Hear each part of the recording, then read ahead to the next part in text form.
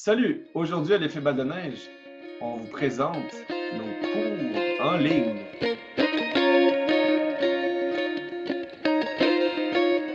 Par qui on commence? Sylvain, Marc-Antoine, Manu? Qui veut Manu, commencer? Manu commence. Je peux commencer? Parfait, Manuel Lefebvre, la parole est à vous. Manu, je veux que tu m'expliques comment tu fais ton travail en ligne avec les étudiants. J'aimerais ça aussi que tu partages ton écran, comme ça on pourra voir avec quoi tu travailles. OK. Depuis toujours, j'utilise Google Drive. Donc, je vais partager mon écran tout de suite. Donc, ici, c'est un exemple. C'est mon cours que je donne présentement, le 333. Donc, là-dedans, c'est divisé par semaine. Est-ce que vous voyez bien? Oui, vraiment. Oui, c'est correct, c'est un peu loin, mais oui, tu peux Je fais un l'agrandir, petit zoom. merci. Je vais faire un petit zoom. Donc, vous pouvez voir que, par exemple, la semaine 0, c'est mon plan de cours avec mes règlements de classe, puis les 10 commandements de ma classe, Oh etc. mon Dieu. OK. Rien de moins.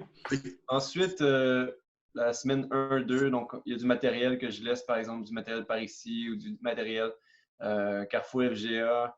J'ai aussi, par exemple, du matériel d'agir pour interagir. Donc, souvent, je laisse les compréhensions orales, les audios, les vidéos qui sont là. Donc, les étudiants peuvent les regarder ou les écouter à la maison. Donc, Parfait. ça fonctionne. J'ai ça pour mon bloc 1, bloc 2, bloc 3, bloc 4. Donc, dans tous mes cours, les étudiants ont accès même aux semaines suivantes. Donc, s'il y a des étudiants qui sont en avance, qui s'intéressent, par exemple, qui s'intéressent beaucoup à l'habitation, mais ils peuvent aller voir le matériel qui est la semaine 4. Ou s'ils s'intéressent plus au monde du travail, ils peuvent aller voir les documents qui sont dans le monde du travail. Donc, j'ai aussi d'autres activités qu'on fait. Par exemple, il y a les devoirs. Donc, les devoirs, c'est tout là-dedans. Il y a aussi des activités que j'ai fait pour pratiquer, par exemple, l'imparfait passé composé, faire de la révision, donc avec un ordinateur, un casque d'écoute, donc ils peuvent faire de la révision. Donc, tout mon cours est sur Google Drive. Donc, si OK. moi, je ne suis pas là, il y a une autre personne qui pourrait me remplacer puis faire mon cours avec ça. Puis là, en fait, tous tes étudiants en début de session ont accès à ça, ont accès au contenu complet de ta session par Ouais, Google Drive. ouais, c'est ça. Personnellement, comme enseignant, toi, ça a dû te prendre beaucoup de temps de préparer tout ça, puis de... Ben, un petit peu, mais en même temps, tu sais, sur ma clé USB, c'est exactement ça. Tu sais, les étudiants ont accès à ce avec quoi je travaille, puis tout est là. Donc, c'est ça. Puis j'en enlève un petit peu, là, parce que sur ma clé USB, j'ai beaucoup de matériel. Mais là, j'essaie de mettre le minimum. En fait, mettre pas le minimum, mais je pense le plus intéressant pour les étudiants est là. Excellent. Ouais, Puis, mais c'est bien parce que tu n'as plus besoin de clé USB. Tu sais, dans Non, le c'est ça. fond, tu pourrais quasiment tout mettre ton matériel là-dessus, puis Ouais. selon les puis niveaux, puis c'est bien. en fait d'espace, Manu, tu as assez d'espace là-dessus? Ben, c'est ça, ce qui me demande le plus d'espace, c'est mes vidéos agir pour interagir. Puis là, tu vois, mes 4 blocs sont là, puis j'ai 10 gigs sur 15 d'utiliser. Fait qu'il me reste pas beaucoup d'espace. Mais si un jour je dépasse, je vais soit en acheter d'autres ou soit je vais utiliser une autre plateforme. OK, Excellent. mais en fait, les limites, c'est que j'ai pas de forum. Donc, je peux pas communiquer avec les étudiants. Donc, j'envoie un courriel. Je leur dis, allez voir la semaine 3, faites ça, ça, ça. Donc, mais il n'y a pas de forum sur Google Drive. Donc, c'est pas nécessairement fait pour une classe. Mais moi, je l'utilise, je trouve que c'est ça qui est le mieux. Je trouve que c'est plus facile. C'est facile de déposer des documents. C'est facile de changer les noms. C'est facile de les changer de place. Donc, c'est facile d'accès. C'est facile à utiliser. Parfait. Sauf, justement, tu dis la limite de la communication où vous avez besoin de vous communiquer par courriel. Ouais, Cool, exact. merci beaucoup. Marc-Antoine ou Sylvain, je vous laisserai la parole.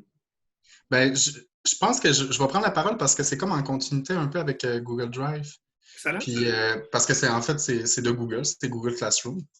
Puis, dans le fond, ce qui est intéressant, je vais partager l'écran avec vous. Puis on va regarder ensemble. Fait que là, dans le fond, c'est ça. Est-ce que tout le monde voit bien? Oui. Oui. Oui. Fait que c'est ça, j'ai le titre du cours, j'ai un code que je peux mettre au tableau en début de session. J'ai un flux de communication, donc les élèves, dans le fond, ils reçoivent tout un courriel à chaque fois qu'on ajoute quelque chose. C'est communiqué on communique avec eux. OK. Donc, dès Euh, qu'il y a un document qui a été ajouté, quelque chose, oui, ils reçoivent un courriel. oui. Puis là, ben, tu sais, un peu comme manuel, dans le fond, c'est classé par semaine. Fait que du OK. moment, tu sais, dans le fond, j'ai les 11 semaines ici.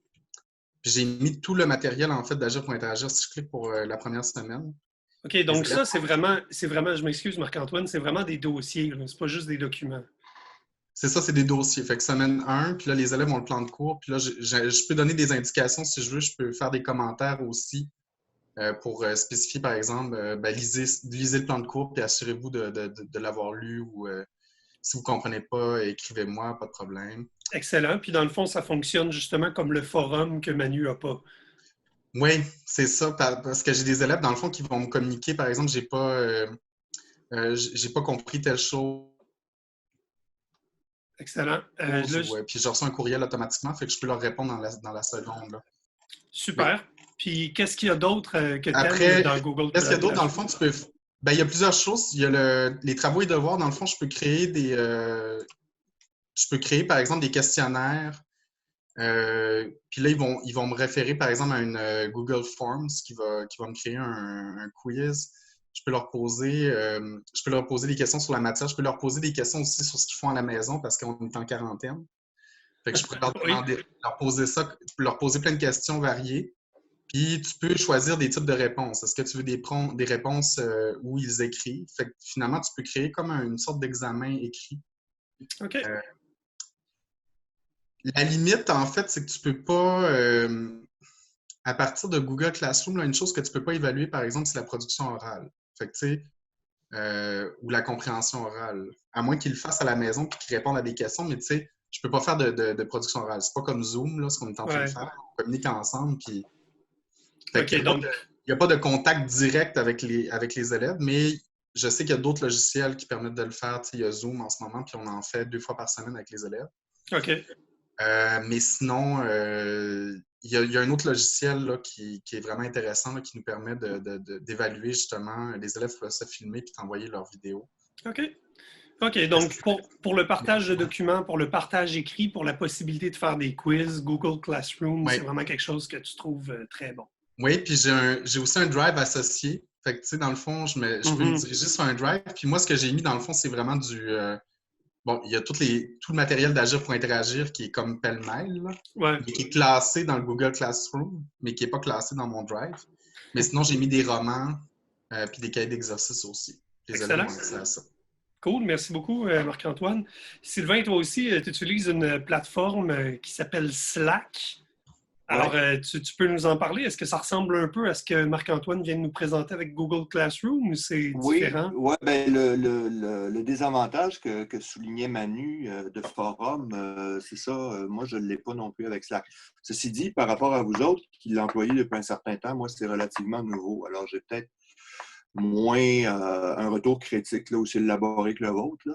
Mais Mhm. c'est un peu par hasard que j'ai commencé ça pour l'expérimenter avec mes étudiants. Puis là, ben, la crise du coronavirus est arrivée, puis ça s'est avéré comme la solution pour les rejoindre. Alors, c'est un endroit où tu peux déposer des CO, des CE, un peu comme dit Marc-Antoine, le problème, c'est l'APO.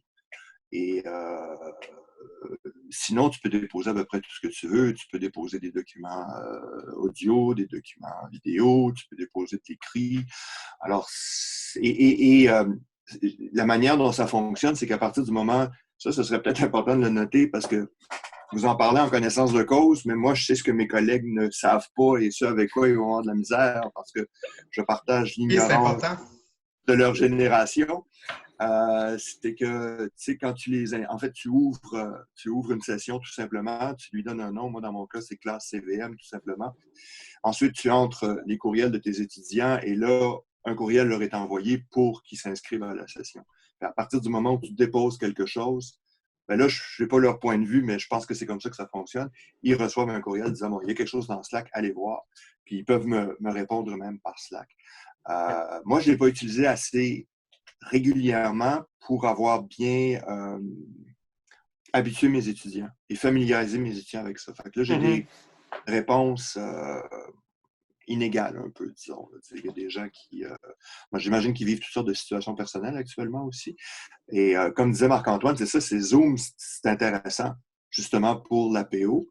Maintenant, j'ai assisté à une séance de Zoom avec ma monitrice, la technicienne de travaux pratiques. J'ai trouvé ça un petit peu cacophonique. Alors, il faut que ça se fasse. D'après moi, il faut que ça se fasse en petits groupes. Tu sais. C'est ce que tu me disais. C'est ce que tu me disais avant qu'on commence, je m'excuse. Avant qu'on commence l'enregistrement de la capsule, tu me disais justement qu'en grand groupe, on n'a pas une possibilité de discussion parce que ça partirait dans tous les sens, mais si c'était en groupe de 4, là, ça fonctionnerait mieux, finalement. Moi, c'est ça, compléter ce que je fais actuellement avec Slack, ça pourrait être avec Zoom, mais sur une base peut-être individuelle, d'échange individuel, d'échange en petits groupes. Et là, ça pourrait compléter ce qui nous manque, c'est-à-dire l'APO, la production orale nous manque un peu. À moins d'organiser aussi des jumelages à travers Zoom où des étudiants se rencontrent et discutent ensemble avec un horaire qui est... Exactement. Toi, est-ce que tu voudrais assister à cette rencontre-là ou tu les laisserais les étudiants parler entre eux? Oui. Ben, j'aimerais essayer les deux, en fait, pour voir ce que ça donne. Dans un cas, les laisser faire, puis dans l'autre cas.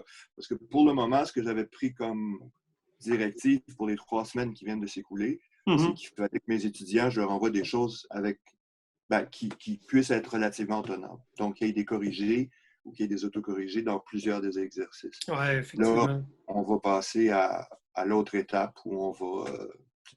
j'ai même mis des dictées très, très traditionnelles parce que c'est très facile d'enregistrer un texte et de leur envoyer, puis de les laisser travailler dessus, puis après leur envoyer le corrigé de la dictée. Donc, j'étais parti sur ce principe-là, mais là, je vais changer. Ce que je n'ai pas fait et ce que certains ont fait parmi vous, je crois, c'est littéralement donner un cours devant caméra.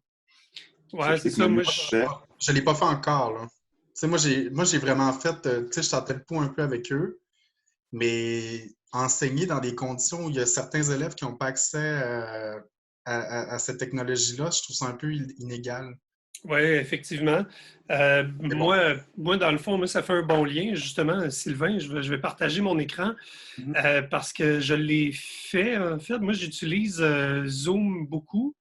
Puis, j'ai créé un groupe Facebook aussi. Dès que la catastrophe est tombée, on échange facilement sur le groupe Facebook ici, différentes choses, différents documents, vidéos. Fait que je trouve que pour la compréhension écrite ou pour la production écrite, c'est quand même assez bon. Tantôt, vous parliez justement des cours. Ben, moi, c'est ma façon de travailler. Et quelle est la phrase? Quelle phrase ça donnerait? OK. Tu aurais pardonné à ton ami. Et en fait, c'est ça que j'aime, c'est que mes étudiants sont ici d'un côté. Moi, j'ai envoyé beaucoup d'exercices grammaticaux structuraux parce que je ne savais pas quoi faire ou comment le faire au début, là, rien de vraiment communicatif. On a travaillé le subjonctif 2-3 fois. Là, on était dans les pronoms compléments. Je leur ai donné des pages, puis on les corrigeait. Et là, ça s'est bien passé, justement, d'avoir cette rétroaction-là à l'oral. J'étais capable de faire des corrections phonétiques. Avec Zoom, j'ai toujours enregistré la conversation comme je fais présentement. Puis après ça, je la remettais sur le groupe Facebook parce qu'il y avait des étudiants qui ne pouvaient pas se présenter parfois. Si je continue ici, j'ai un étudiant qui a écrit un corrigé. Moi, ça dépasse mes capacités informatiques pour l'instant. Fait qu'il a partagé ses corrections à l'ensemble du groupe. Fait que ça, c'était vraiment super, justement, pour avoir d'autres, pas les réponses, mais pour avoir, c'est ça, le corrigé. Sinon, je leur ai demandé de lire des extraits de romans, puis j'ai un étudiant qui l'a trouvé. Je ne sais pas si c'est légal ou pas, mais il l'a trouvé en PDF. J'en ai trouvé aussi plusieurs, c'est pas très légal. Et voilà, alors en tout cas, je le présente quand même parce que je leur ai demandé de lire un extrait, puis ensuite on en a reparlé. Puis toujours à partir de Zoom, là, c'est comme ça que je travaille avec Zoom et Facebook. Puis à date, ça donne des bons résultats. Et voilà, c'est ce qui me fait à notre capsule sur l'enseignement en ligne. Marc-Antoine, Sylvain, Manu, si c'est dans l'ordre merci beaucoup d'avoir partagé vos techniques et vos plateformes d'enseignement en ligne avec nous aujourd'hui. Bon confinement. Je suis content de vous voir. À bientôt. Salut, je suis content que vous alliez bien. Bye bye tout le monde. Salut.